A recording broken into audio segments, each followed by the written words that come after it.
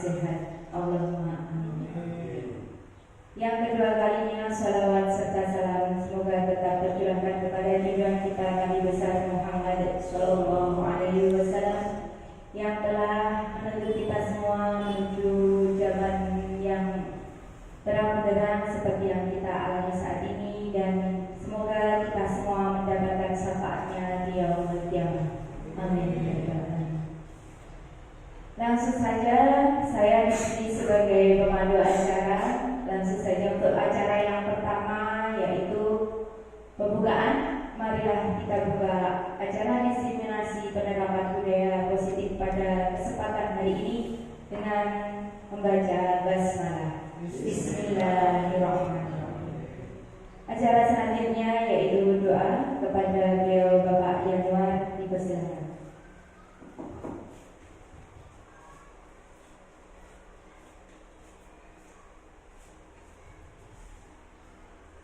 Bismillahirrahmanirrahim. Assalamualaikum warahmatullahi wabarakatuh. Bismillah ta'ala al-Fatihah. A'udzu billahi minasyaitonir rajim. Bismillahirrahmanirrahim. Alhamdulillahi rabbil alamin. Arrahmanir rahim. Maliki yaumiddin. Iyyaka na'budu wa iyyaka nasta'in. Ihdinas siratal mustaqim. Shiratal ladzina an'amta 'alaihim ghairil maghdubi 'alaihim waladdallin. Bismillahirrahmanirrahim. Allahumma shalli 'ala sayyidina Muhammad wa 'ala ali sayyidina Muhammad. Birahmatika ya arhamar rahimin. Alhamdulillahi rabbil alamin. Hamdan sabirin hamdan na'imin. Hamdan bi'afirin wa bikafirin majidan. Ya rabbana lakal hamdu kama yanbaghi li jalali wajhika wa kalimati sultanik. Allahumma shalli 'ala sayyidina Muhammad wa 'ala ali sayyidina Muhammad. Salatan tunzilna biha min jami'il hajat wa min ma'ala min al-dhurri wa min jami'il sayyi'at. Allahumma rabbi yassir wa la tu'assir. Hasbunallahu wa ni'mal wakeel, ni'mal mawla wa ni'mal nasir. Allahumma ighfir li dhunubi wa li kulli yarhamka. Rabbi ishrah li sadri wa yassir li amri wa hlul 'uqdatam min lisani yafqahu qawli. Allahumma inna nas'aluka salamatan fid din wa afiyatan fid jasadi wa syahadatan fil 'ilmi wa barakatan fil rizqi wa tawbatan qabla al-maut wa rahmatan indal maut wa maghfiratan ba'da al-maut. Allahumma ahwin 'alaina fi sakaratil maut wa najatan minan nari wa afwan lil ahzab. Rabbana la tuzigh qulubana ba'da idh hadaytana wa hab lana min ladunka rahmah innaka antal wahhab. Rabbana atina fid dunya hasanah wa fil akhirati hasanah wa qina subhana rabbika rabbil izzati amma yasifun wa salamun alal mursalin walhamdulillahi rabbil alamin. Bismillah ta'ala al-Fatihah. Wassalamualaikum warahmatullahi wabarakatuh.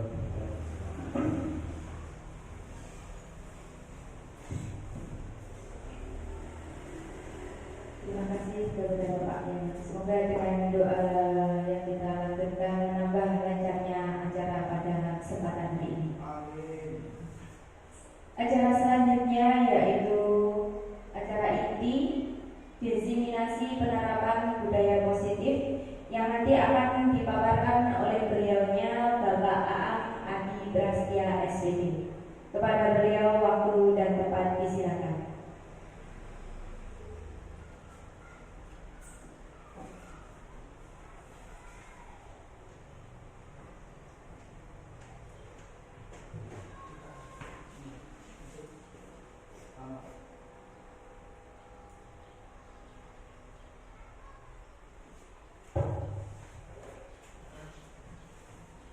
Terima kasih pada pembicara yang sudah membuka acara pada hari ini.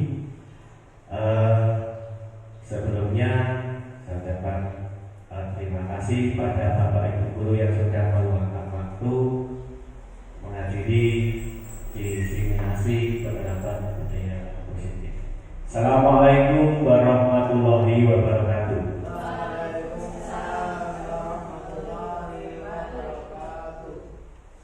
Bapak Ibu sekalian, pada hari ini saya akan menyampaikan penerapan budaya positif di acara diseminasi. Ini merupakan tugas serangkaian tugas akhir di modul 1.4 sebagai calon guru penggerak. Bapak Ibu, sebelum kita mulai ke materi, mari sejenak kita semuanya senantiasa memanjatkan puji syukur kehadirat Tuhan Yang Maha Kuasa, sehingga kita masih diberi kesempatan pada hari ini dalam kegiatan ini, sehingga nantinya kita diberi pelajaran juga di dalam menjalankan tugas. Setelah salawat dan salam, mari kita curahkan kepada junjungan Nabi Agung Muhammad SAW yang senantiasa kita nantikan syafaatnya nanti di yaumul kiamah. Amin. Bapak Ibu, di suasana siang, mari kita pusatkan pikiran sejenak. Mari kita pusatkan pikiran kita sejenak untuk mengikuti diseminasi budaya positif.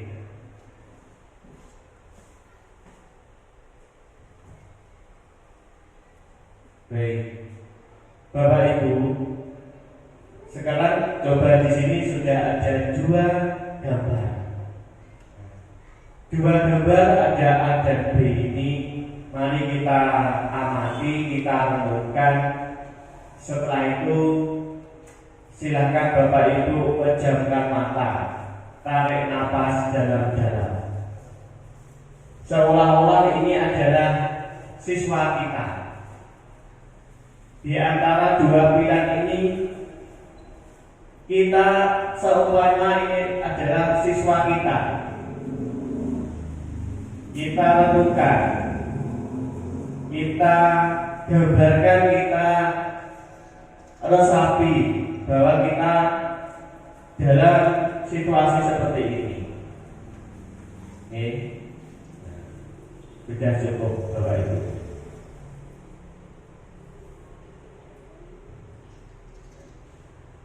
Kita nanti di sini kita membahas budaya positif. Kalau kita berbicara dengan budaya itu apa, Bapak Ibu? Budaya itu adalah kebiasaan. Jadi kalau budaya positif itu adalah kebiasaan yang baik, kebiasaan yang baik. Jadi kalau diartikan budaya positif merupakan perwujudan dari nilai-nilai atau keyakinan universal yang diterapkan di sekolah.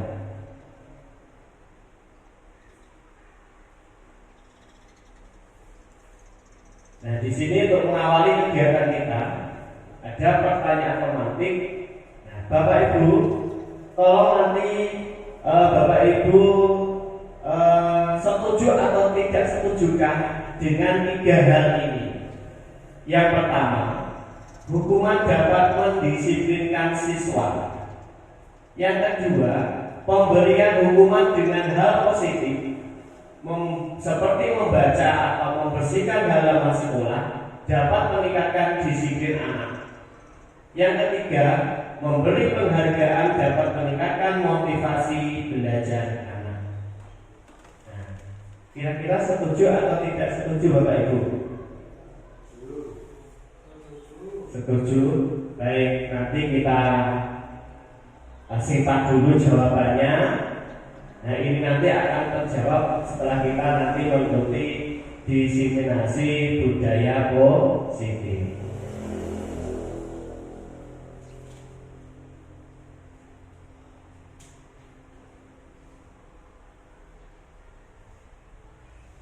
Nah, di sini nanti kegiatan kita yang pertama adalah disiplin positif. Jadi budaya positif itu meliputi ada disiplin positif, kemudian hukuman, restitusi, dan konsekuensi. Yang ketiga adalah keyakinan kelas. Yang keempat, kebutuhan dasar manusia. Yang kelima, posisi kontrol dan segitiga restitusi. Kita mulai dari yang pertama, yaitu disiplin positif. Dalam budaya kita, makna disiplin dimaknai menjadi sesuatu yang dilakukan seseorang pada orang lain untuk mendapatkan kepatuhan.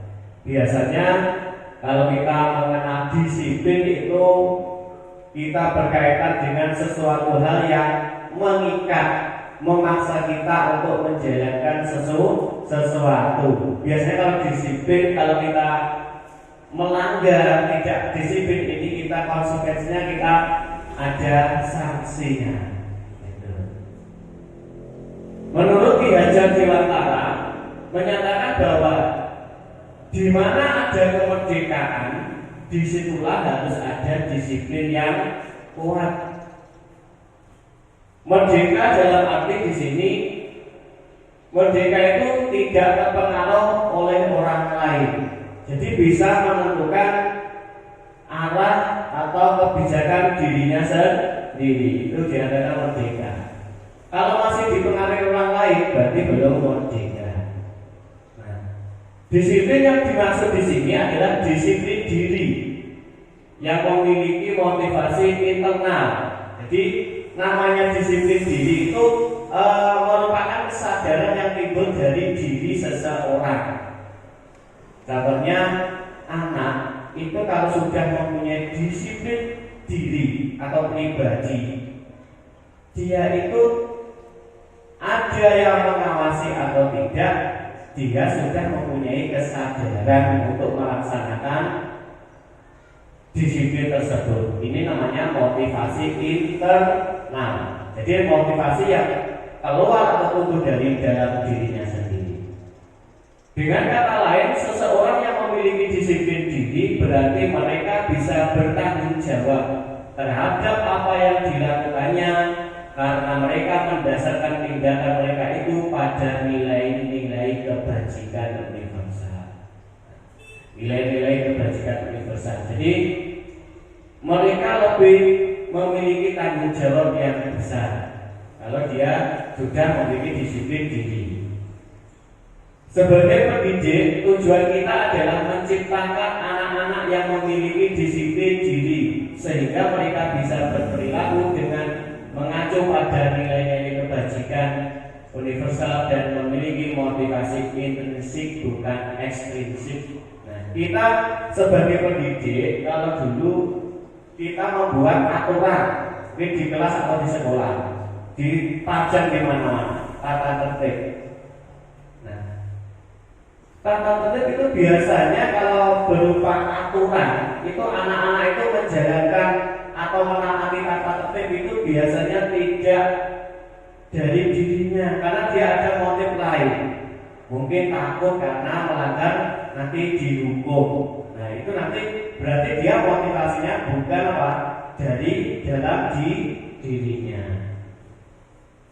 Nah di sini tugas kita yaitu menciptakan anak-anak yang memiliki disiplin dari dirinya sendiri sehingga bisa berperilaku memiliki motivasi intrinsik dari dalam dirinya, kesadarannya sendiri bukan dari luar.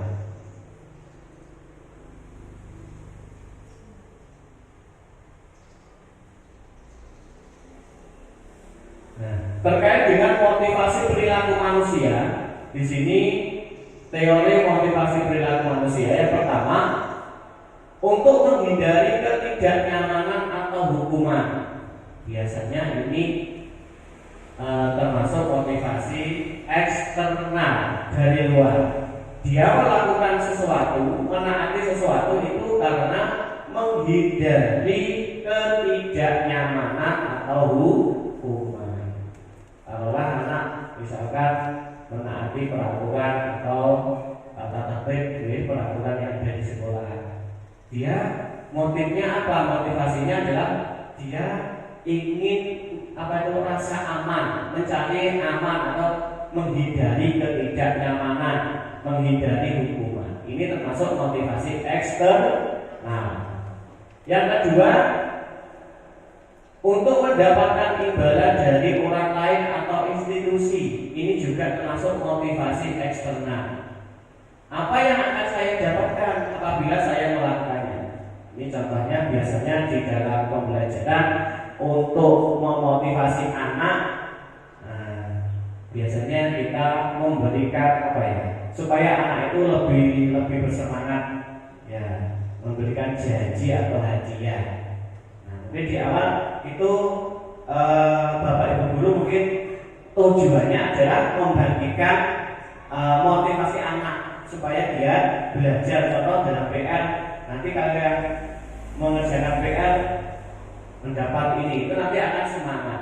Namun jika anak itu menjalankan atau mengerjakan tugasnya itu karena ingin mendapatkan imbalan, tujuannya itu, maka ini termasuk motivasinya eksternal. Jadi kalau anak tanpa ada imbalan sudah dia punya semangat, punya niat untuk melakukan itu, maka itu sudah timbul jadi dirinya atau internal. Yang ketiga, untuk menghargai diri sendiri, menjadi insan sesuai harapan kita. Nah, saya akan menjadi orang baik, orang yang seperti apa bila saya melakukannya. Nah, ini dari dirinya sendiri. Ini nanti kalau motivasi internal ini akan menjadi tujuan disiplin positif akan tercapai.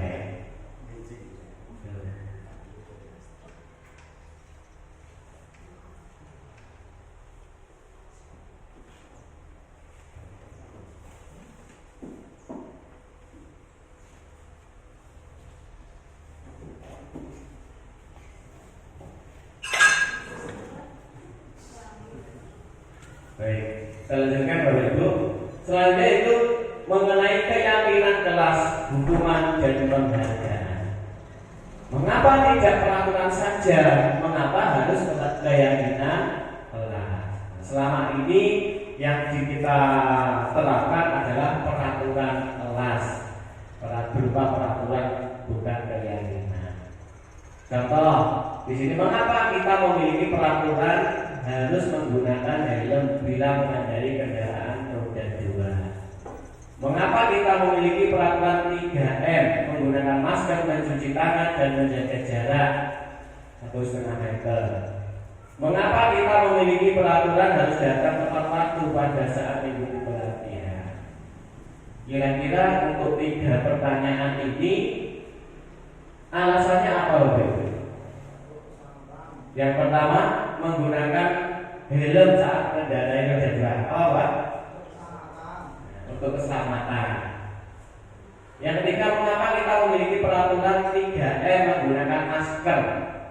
Ini waktu kita pandemi kemarin digencar-gencarkan seperti ini, ya, di mana-mana, ya, tempat dan juga di berbagai tempat. Ini kita berarti apa?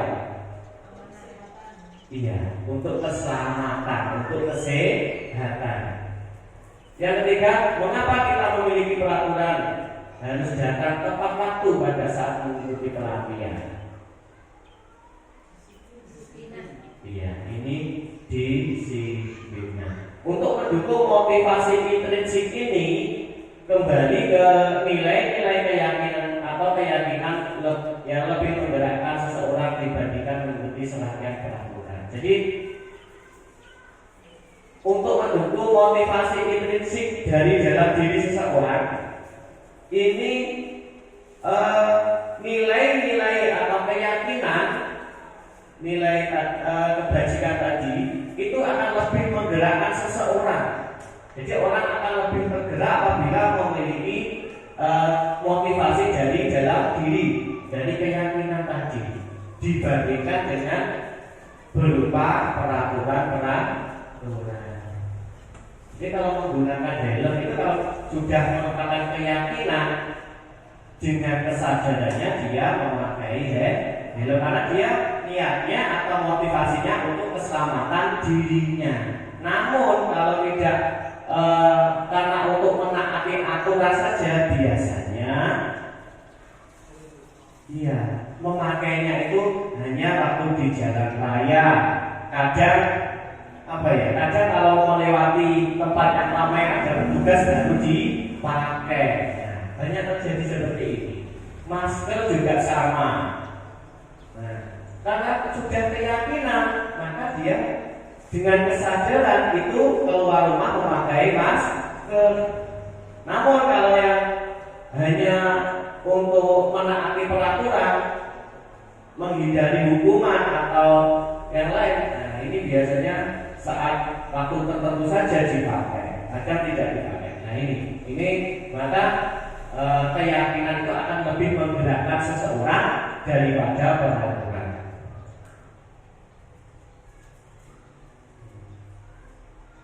Keyakinan kelas, hukuman dan penghargaan. Keyakinan kelas ini adalah salah satu disiplin positif yang bisa kita terapkan dalam membangun budaya positif di sekolah. Dengan adanya keyakinan kelas, di setiap kelas diharapkan dapat mewujudkan tujuan pendidikan yang berorientasi kepada profil pelajar Pancasila. Nah, ini bisa kita lakukan kalau di kelas atau di sekolah. Kalau di kelas, keyakinan kelas ini bisa kita mulai dengan langkah-langkah yang pertama, yaitu dengan curah pendapat. Jadi anak-anak itu mencurahkan pendapatnya, idenya tentang keyakinan kelas atau berkaitan dengan disiplin positif di kelas dalam pembelajaran. Nah, setelah mencurahkan pendapatnya, kemudian mereka memajang, dipajang apapun pendapat anak itu dipajang. Nah, kemudian guru dengan siswa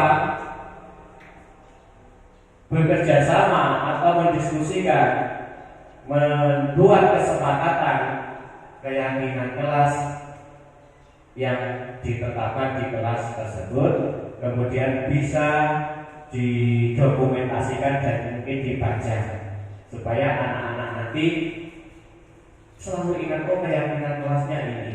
Apabila melakukan kesalahan, contoh mencoret bangku, biasanya anak seperti itu.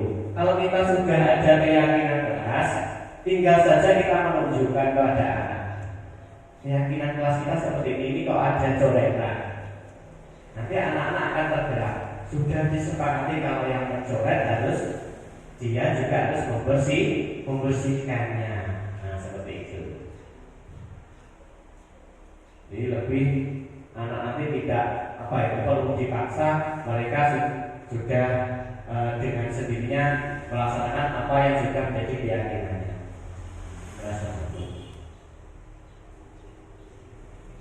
Bentuk-bentuk keyakinan kelas. Keyakinan kelas bersifat lebih abstrak daripada peraturan yang lebih rinci dan konkret. Keyakinan kelas berupa pernyataan-pernyataan yang universal. Jadi tidak seperti peraturan, jadi berupa pernyataan-pernyataan yang sifatnya universal.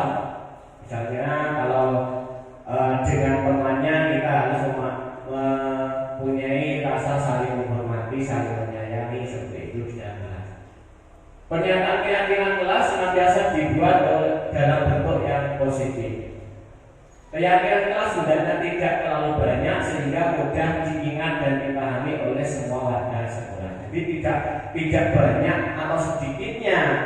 Jadi hanya beberapa saja dan terlalu banyak, namun sudah mencakup, ya, sudah mengakomodir apa yang menjadi kesepakatan di kelas itu. Contoh seperti kesepakatan tentang kebersihan, menjaga sikap dengan temannya, itu dicurahkan di keyakinan kelas. Kemudian adab saat pembelajaran kepada guru, kepada temannya, itu juga dicurahkan di situ. Jadi poin-poin yang berkaitan dengan interaksi anak-anak di kelas itu. Keyakinan kelas sebaiknya sesuatu yang dapat diterapkan di lingkungan tersebut, karena ini berkaitan dengan kegiatan anak sehari-hari di kelas tersebut. Semua warga kelas hendaknya ikut berkontribusi dalam pembuatan keyakinan kelas lewat kegiatan curah pendapat tadi. Jadi saat awal tadi semua warga kelas, anak-anak tadi menuliskan pendapatnya atau curah pendapatnya. Bersedia meninjau kembali keyakinan kelas dari waktu ke waktu. Nah, ini setiap suatu waktu bisa dilihat apakah keyakinan ini dirubah atau ditambahi, itu bisa pada saat dengan kesepakatan di kelas tersebut. Ini langkah-langkah membuat keyakinan kelas. Yang pertama, sosialisasi kepada murid tentang disiplin positif. Jadi kita arahkan anak-anak tentang disiplin positif itu apa. Kita beri penjelasan, kita beri gambaran. Kemudian anak-anak menulis semua usulan tadi, curah pendapat tadi. Yang ketiga, tulis usulan dalam bentuk kalimat positif. Jadi apa yang diharapkan anak di kelas itu, anak disuruh tulis. Anak-anak selama pelajaran setiap hari, apa yang kamu inginkan yang kita laksanakan oleh semua warga kelas ini, dicurahkan. Mungkin ada yang menulis seperti ini, saat pelajaran tidak boleh ngobrol dengan temannya, seperti itu. Jadi dalam bentuk kalimat silakan anak-anak diberi kebebasan. Yang keempat, kelompokkan usulan tersebut dalam beberapa judul. Jadi mana yang termasuk mungkin disiplin, mana yang termasuk dengan perilaku jujur. Nah, itu dikelompokkan. Karena nanti tadi kalau tidak dikelompokkan, nanti kan setiap anak punya usulan sendiri-sendiri terlalu banyak. Nah, tadi kita kelompokkan dan kemudian nanti kita simpulkan, kita buat kesepakatan. Yang kelima, bacakan sekali lagi untuk memperdalam keyakinan murid terhadap keyakinan kelas yang sudah disepakati. Jadi setelah kita sepakati, maka kita bacakan.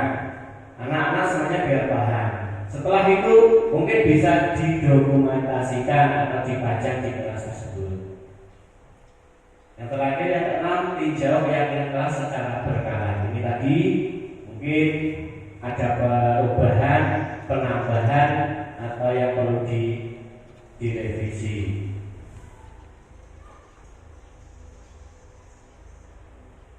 Terkait dengan peraturan, coba Bapak Ibu dilihat ya, mungkin di depan dengan amati bentuk peraturannya.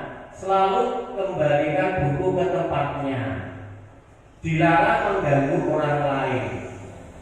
Hadir di sekolah 15 menit sebelum pembelajaran dimulai.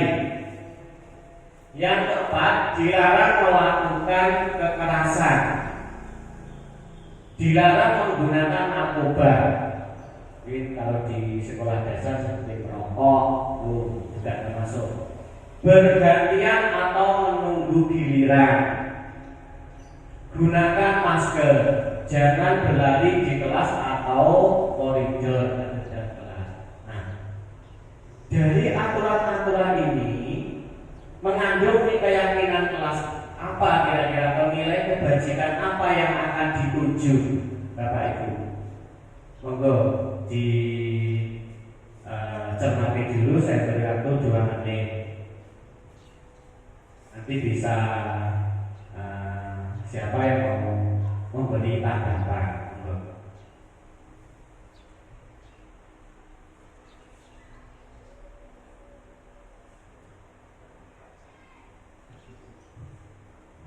Monggo Bapak Ibu. Biar kurang lagi. Untuk yang pertama, selalu kembalikan buku di tempatnya. Ini kira-kira apa Bu? Pak? Kejujuran. Mungkin ada pendapat lain dari ibunya? Ketertiban, disiplin. Oke, kita tampung dulu. Dilarang mengganggu orang lain. Saling menghargai. Di kelas itu kan dibuat aturan tidak boleh ganggu temannya. Kenapa nih Bu? Pak? Saling menghargai. Oke. Menghormati, menghargai. Yang ketiga, hadir di sekolah 15 menit. Disiplin. Dilarang melakukan kekerasan. Apa nih? Tidak boleh melakukan kekerasan sama temannya. Berarti nilai kebajikan apa yang dituju? kasih, mungkin saling menyayangi, coba nanti bergantian menunggu giliran, tertib disiplin, gunakan masker ini, iya, jangan berlari di kelas, iya, ini ketertiban, coba, ya ini Bapak Ibu, selalu kembalikan buku ke tempatnya. Ini selain disiplin, karena selalu kembalikan buku ke tempatnya, berarti ini lebih ke nilai kebajikan tanggung jawab.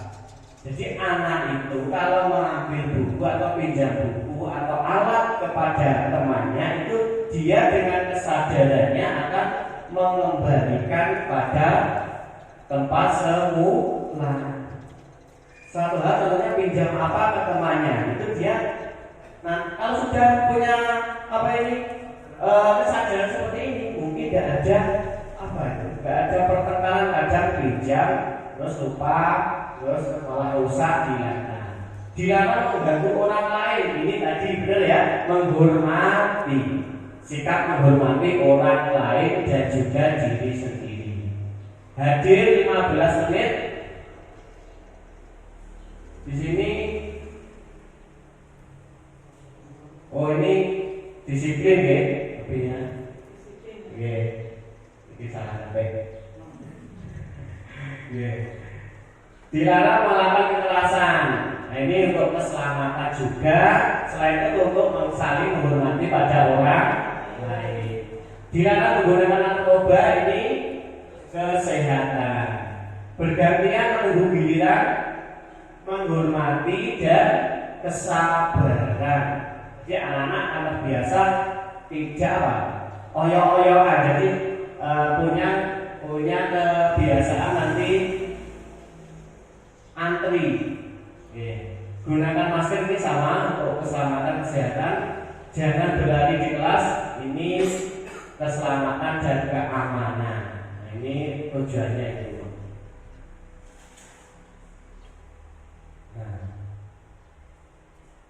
Penghargaan yang kita berikan pada anak ini bisa menjadi sebuah hukuman.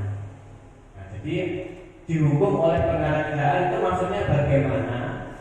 Kadang kita tadi untuk motivasi anak kita memberikan janji, memberikan iming-iming, memberikan hadiah. Nah, itu untuk jangka pendeknya mungkin tidak apa-apa, tapi kalau terus-menerus nanti anak akan tergantung apa-apa minta hadiah, kalau tidak ada tidak mau mengerjakan. Jadi pengaruh pada jangka pendek dan jangka panjang ini lebih pada jangka panjangnya nanti tidak baik. Penghargaan akan menghukum, maksudnya seperti ini. Biasanya kalau yang diberi penghargaan itu adalah yang mungkin 5 besar atau 3 besar. Itu diberi penghargaan. Nah, ini nanti yang tidak dapat atau mungkin selisihnya sedikit, itu yang lain akan merasa dia itu sebuah hukuman. Yang satu dapat yang tidak dapat, ini merasa dihukum. Kalau yang dapat senang, mereka bangga, tapi yang tidak dapat merasa dihukum. Makanya di kurikulum 13 kemarin juga sekarang itu mulai 13 ya, sudah tidak ada namanya ranking atau peringkat kelas. Tujuannya itu. Jadi kalau diberi ranking itu kadang yang tidak masuk itu. Nah, itu dia itu merasa tidak dilakukan sama. Kita memberi aplaus kepada yang masuk 3 besar atau 10 besar, 5 besar. Nah, yang lainnya itu nanti menimbulkan kecemburuan juga. Selanjutnya adalah penghargaan akan mengurangi ketepatan. Ini kalau ada penghargaan cepat, tapi kalau tidak ada penghargaannya biasanya enak-enakan sak rampungnya misalkan. Kalau ada tugas dia enjoy saja, tidak tepat waktu. Tapi kalau ada hadiahnya, dia cepat-cepatan mengerjakan. Kemudian penghargaan tidak efektif itu tadi ya. Kemudian penghargaan merusak hubungan ini. Yang satunya dapat, satunya tidak dapat, apalagi selisihnya hanya skornya 1. Itu mungkin sudah mempengaruhi tidak masuk peringkat. Nah, ini nanti akan merusak hubungan antar anak. Apalagi dia gak bisa tak warai sinau soalnya malah kono lah hadiah. Nah, belajarnya sama saya tak warai matematika caranya ini, ternyata ulangan malah lebih banyak dia. Nah, itu nanti dia akan merasa itu. Artinya terjadi hubungannya tidak harmonis, ya tidak harmonis. Timbul individualisme.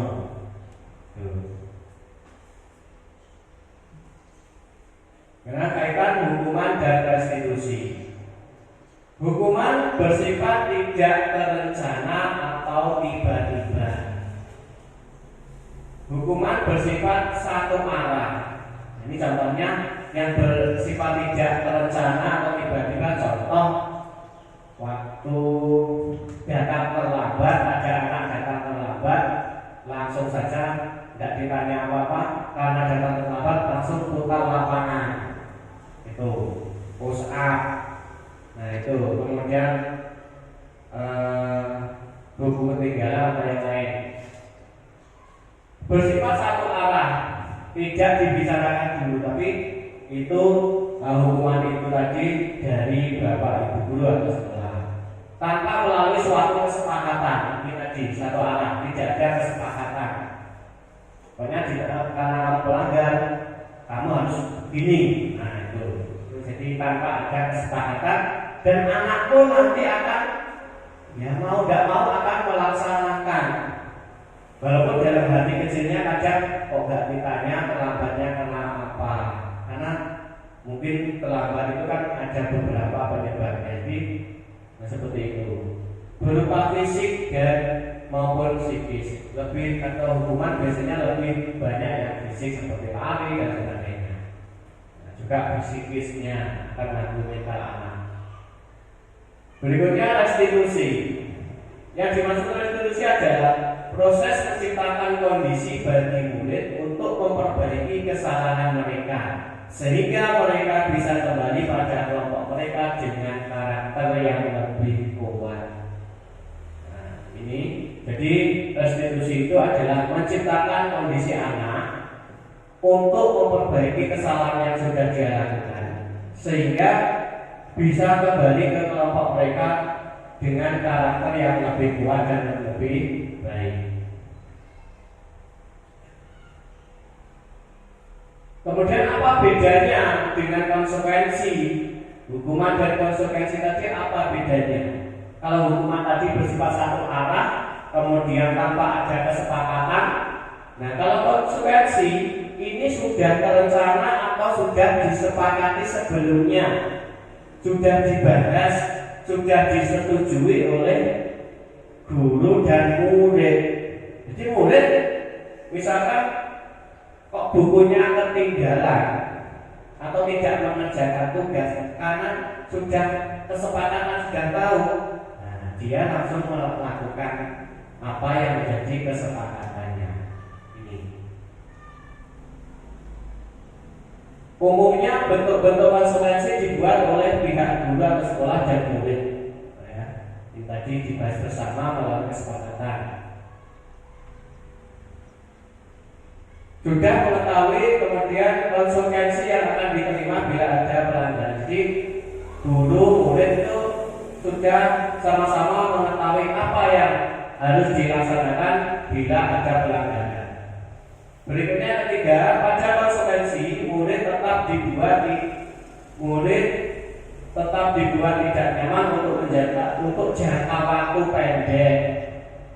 Sama di konsekuensi itu murid dibuat tidak nyaman, namun untuk jangka waktu tertentu atau waktu pendek. Konsekuensi biasanya diberikan berdasarkan suatu data yang umumnya dapat diukur. Jadi supaya anak itu merasa bersalah, ya, anak itu juga merasa sudah melakukan kesalahan dan dia melakukan apa yang harus dilakukan sesuai dengan konsekuensi yang sudah disepakati. Selanjutnya peraturan dan konsekuensi yang mengikuti ini sudah diketahui sebelumnya oleh kita.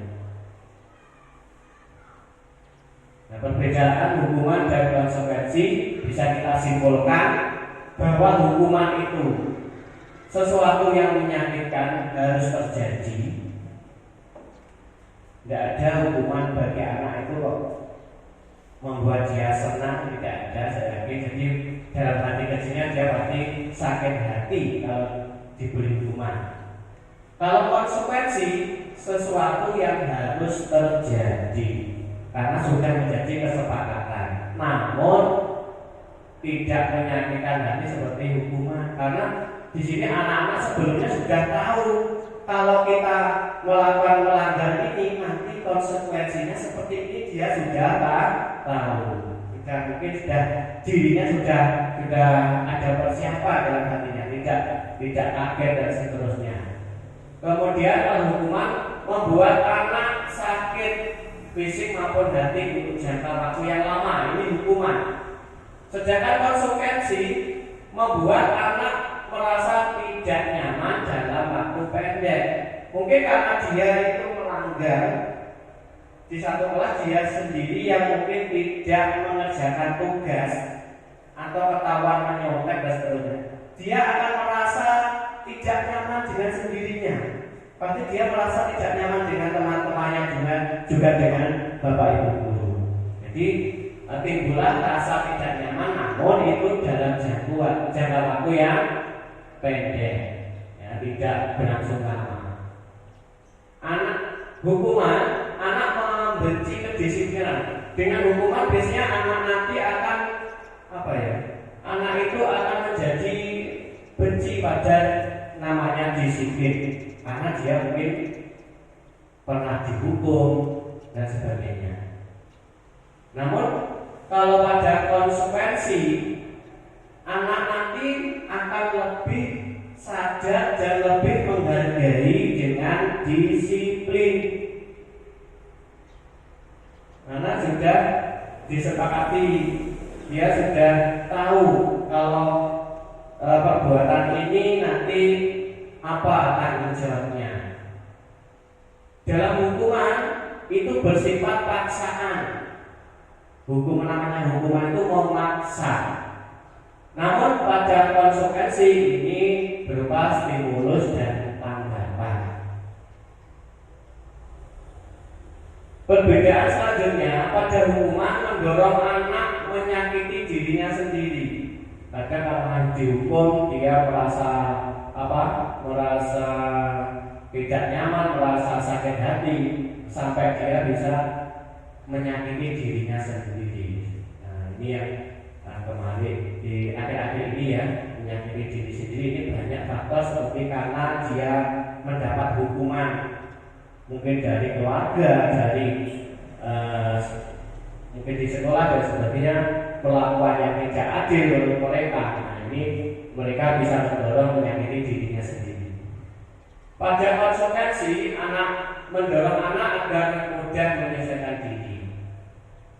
Selanjutnya, pada hukuman konsep diri yang buruk. Konsekuensi konsep diri yang baik menjadi lebih baik.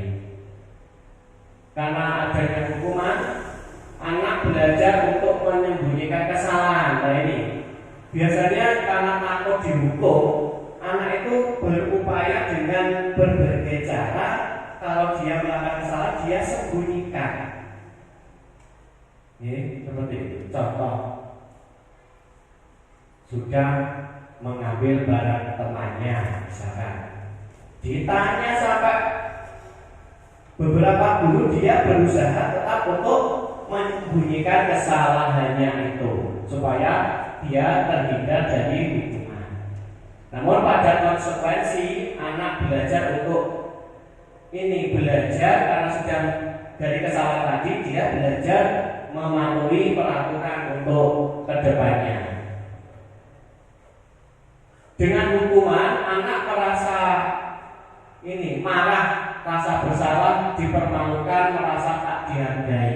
Nah, ini biasanya kalau hukuman itu contoh pada upacara, misalkan ada anak yang melanggar tata tertib, mungkin seragam dan sebagainya atau terlambat.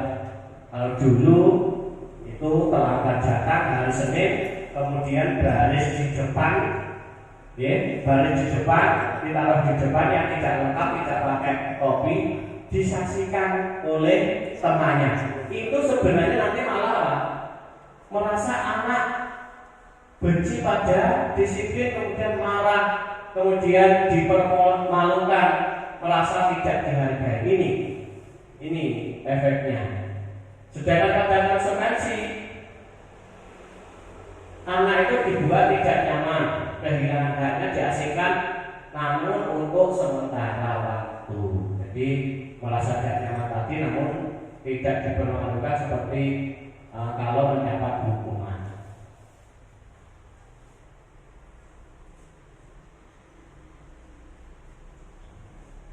Nah, sekarang Bapak Ibu kita amati di sini ada beberapa tindakan dulu. Nah, dari perbedaan tadi, nah kalau kasusnya seperti ini kira-kira nanti masuk hukuman atau konsekuensi. Monggo diamati 2 menit. Kita amati bersama. Yang pertama, mencatat 100 kali di dalam buku dengan kalimat saya tidak akan terlambat lagi sebanyak 100 kali. Itu karena sudah terlambat ke sekolah. Yang kedua, lari mengelilingi lapangan basket 2 kali karena terlambat hadir di sekolah. Yang ketiga, murid diminta untuk push up 15 kali karena tidak menggunakan masker ke sekolah. Berikutnya, menggantikan kertas tugas teman yang telah dicoret-coret. Selanjutnya, membersihkan tumpahan air di meja tulis karena tersenggol pada saat belajar. Meminta murid untuk mengenakan sepatu seharian, meminta murid tidak mengenakan sepatu seharian di sekolah karena tidak menggunakan sepatu hitam. Ini misalkan waktu hari Senin dia sepatunya tidak hitam, diminta tidak bersepatu atau melepas sepatunya 1 hari itu. Lari mengelilingi lapangan basket 2 kali karena terlambat 10 menit untuk pelajaran PJOK atau olahraga. Monggo, mungkin Bapak Ibu ada yang bisa ingin menjawab pendapat dari tindakan guru ini, termasuk masuk pada hukuman atau konsekuensi. Monggo bisa dicoba. Ini terima kasih Bapak. Saya mencoba menjawab yang nomor 1. Mencatat 100 kali di dalam buku kalimat saya tidak akan terlambat lagi karena terlambat ke sekolah. Menurut saya itu konsekuensi. Monggo Bapak Ibu yang lain. Nomor 2, lari mengelilingi lapangan basket 2 kali karena terlambat hadir di sekolah. Hukuman. Murid diminta push up 15 kali karena tidak menggunakan masker. Apa Pak? Hukuman. Menggantikan kertas tugas teman yang dicoret, konsekuensi. Membersihkan tumpahan air di meja tulis karena tersenggol pada saat belajar, konsekuensi.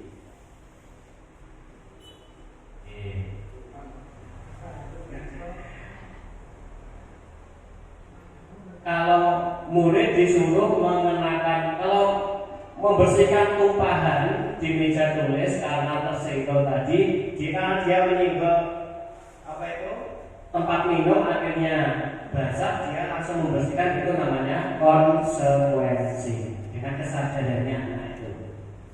Yang berikutnya, murid disuruh untuk mengenakan sepatu seharian, tidak mengenakan sepatu atau melepas sepatunya seharian.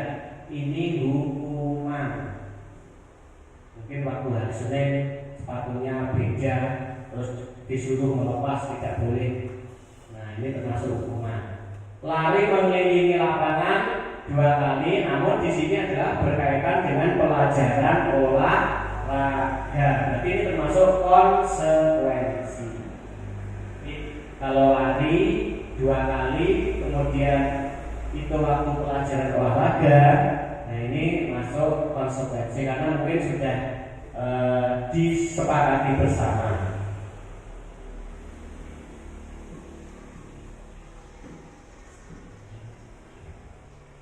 Kebutuhan dasar manusia, jadi manusia itu punya kebutuhan dasar yang paling utama.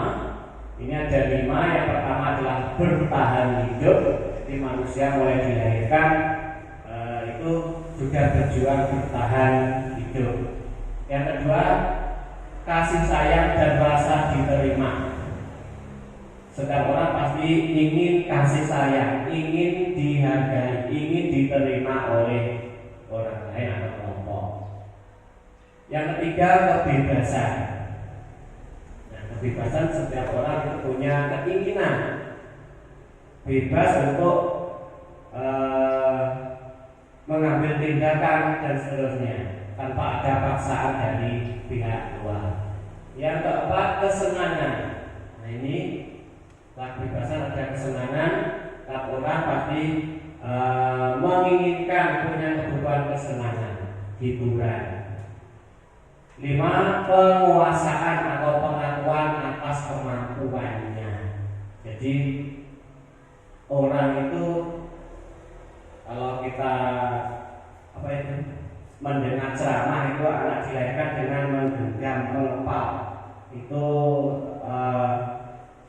mengandung mengandung ini simbol bahwa manusia itu ingin menguasai. Jadi menggenggam penguasaan. Maksudnya di sini pengakuan atas kemampuannya, ingin diakui. Berikut contoh kasus Bapak Ibu. Ibu Ambar, guru wali kelas 2A di SD Pelita Hati, sedang bingung menghadapi ulang salah satu murid di kelasnya.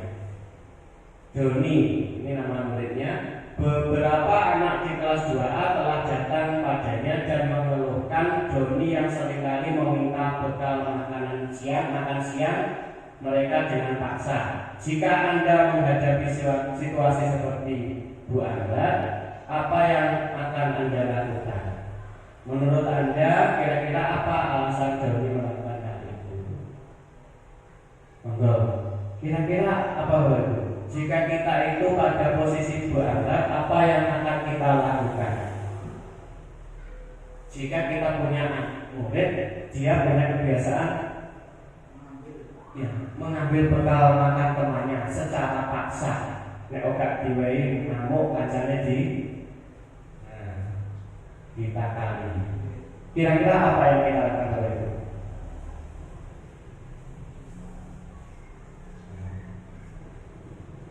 Apa langsung anak itu kita hukum?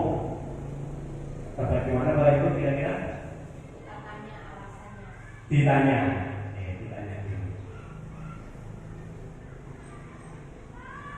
Ini Bapak ini. Apabila jawaban Doni ketika ditanya Bu Ambar itu jawaban ini berkaitan dengan kebutuhan dasar tadi. Kita tanya. Namun kalau kita tanya jawaban Doni itu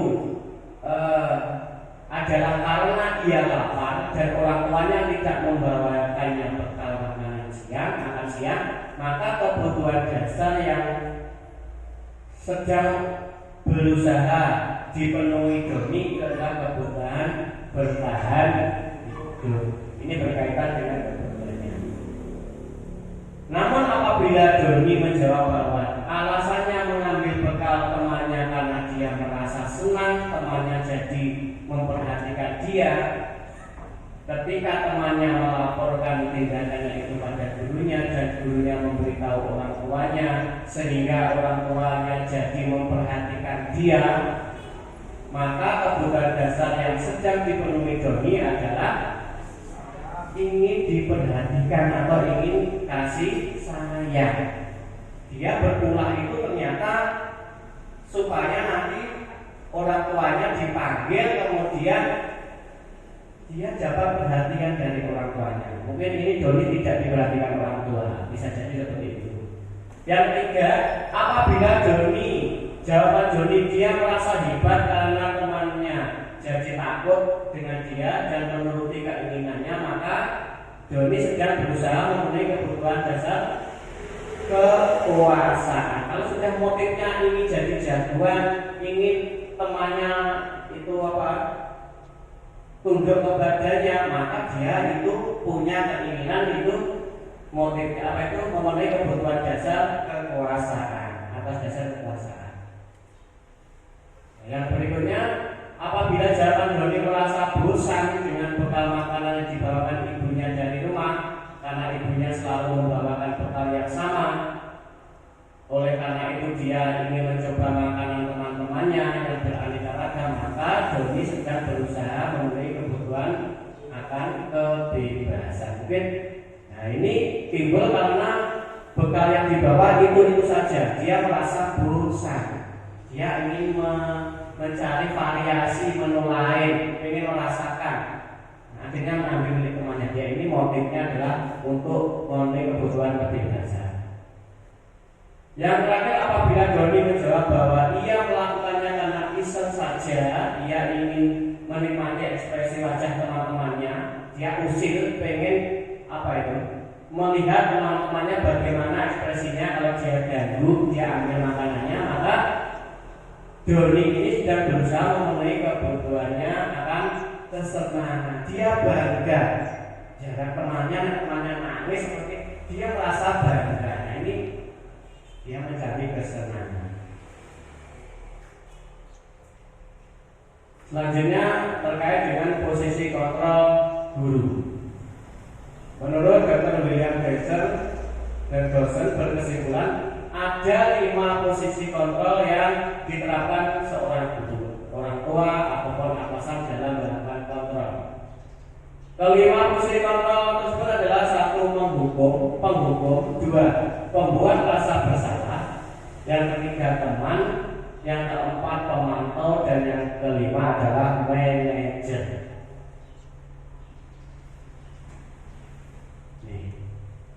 Ini kasusnya adalah ada anak yang datang terlambat. Ini sambil kasus seperti ini.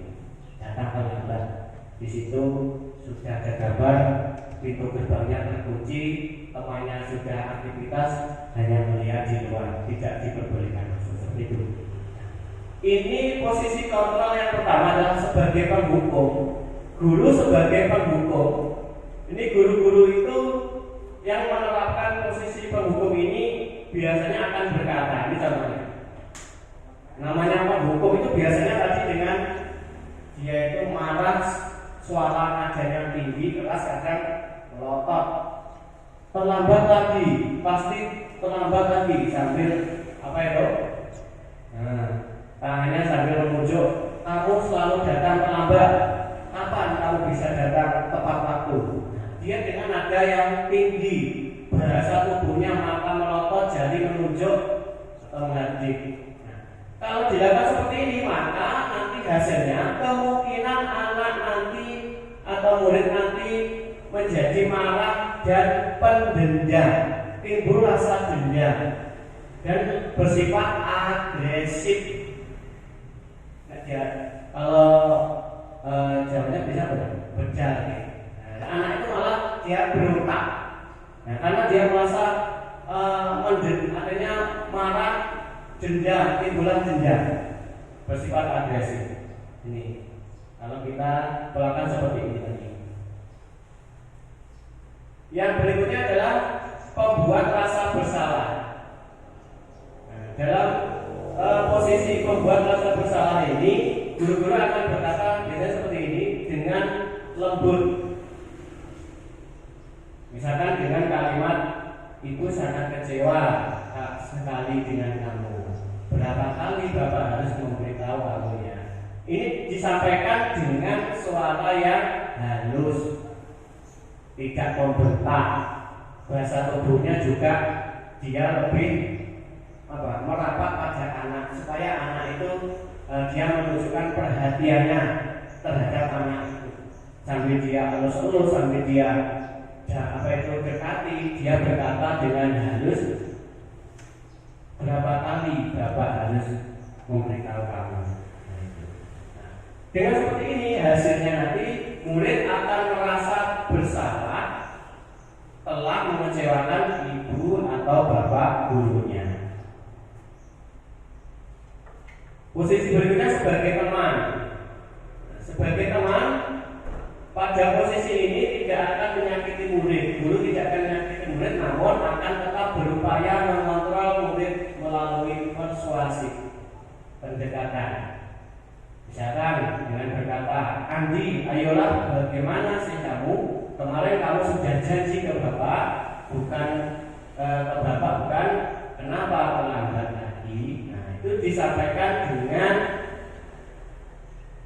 ramah, senyum, menunjukkan sikap ramah, akrab, bercanda, kemudian merapat pada anak, mata dan memberi senyum pada anak. Nah, dengan begini anak-anak nanti hanya akan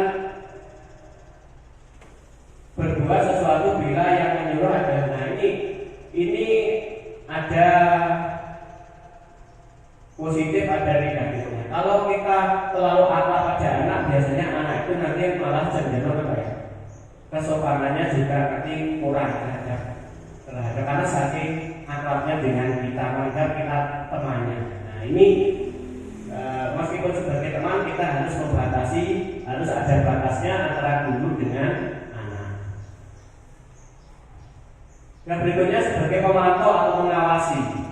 Seorang pemantau mengandalkan perhitungan catatan data sebagai bukti atas perilaku murid. Ini contohnya peraturannya apa? Ini disampaikan sebagai pemantau, guru memberi pertanyaan. Peraturannya apa? Ini dengan suara yang datar, bahasa tubuhnya formal. Hasilnya murid memahami konsekuensi yang harus dijalankan karena telah melanggar salah satu peraturan tadi. Ini penerapan konsekuensi tadi. Manajer, pertanyaan yang diajukan seorang manajer biasanya seperti ini, Bapak Ibu.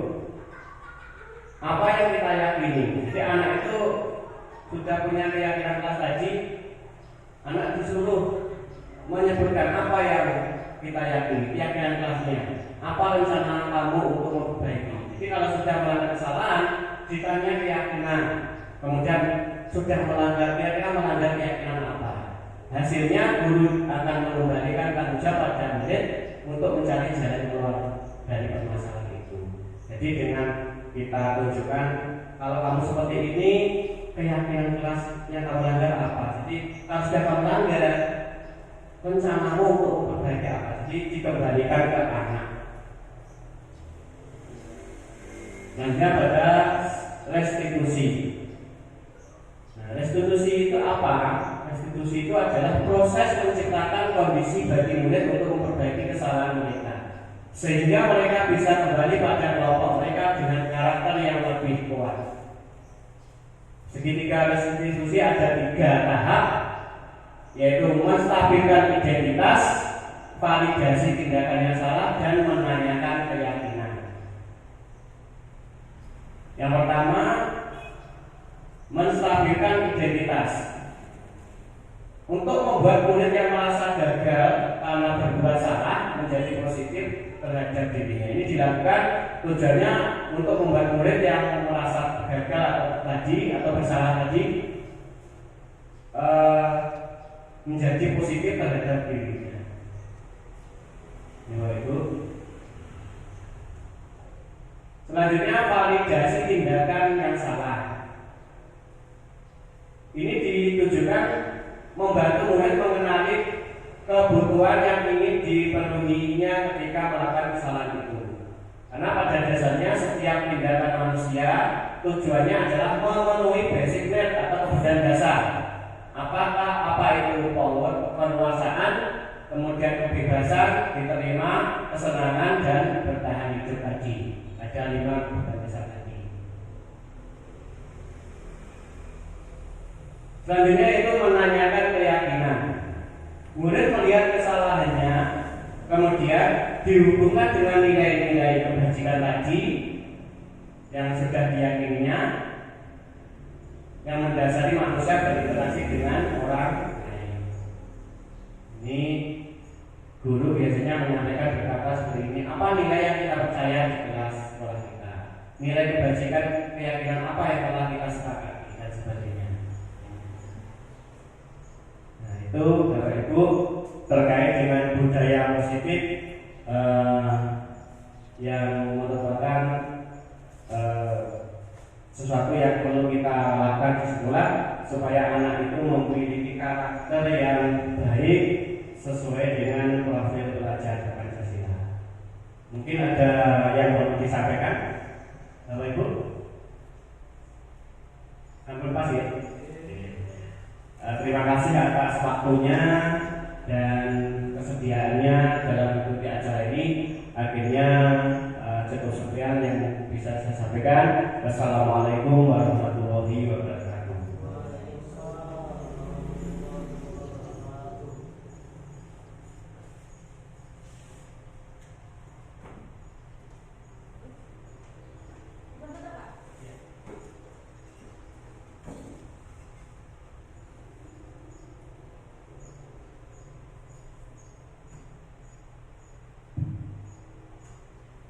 Terima kasih kepada Bapak Aang untuk paparannya. Mungkin ada sedikit yang saya petik dari paparan terkait diseminasi penerapan budaya positif tadi. Di antaranya kita sebagai guru bertugas untuk menuntun anak dalam menumbuhkan karakternya melalui nilai-nilai kebajikan yang diyakini bersama melalui keyakinan kelas. Dan melalui keyakinan kelas itu tadi setidaknya menumbuhkan karakter anak dan menginternalisasi melalui diri anak itu sendiri. Dan seperti itu. Dan semoga kita sebagai Bapak Ibu guru bisa menerapkannya di dalam kelas kita masing-masing sehingga akan tercipta generasi yang sesuai dengan profil pelajar Pancasila. Terima kasih kami sampaikan kepada Bapak Aang untuk paparannya. Lalu memasuki untuk acara selanjutnya yaitu penutup. Karena acara pada kesempatan pagi hari ini telah selesai, mari kita tutup acara pada kesempatan pagi ini dengan membaca hamdalah. Alhamdulillahirabbil alamin. Saya sebagai pemandu acara mohon maaf jika ada banyak kekurangan. Bila kita hidayah. Wassalamualaikum warahmatullahi wabarakatuh.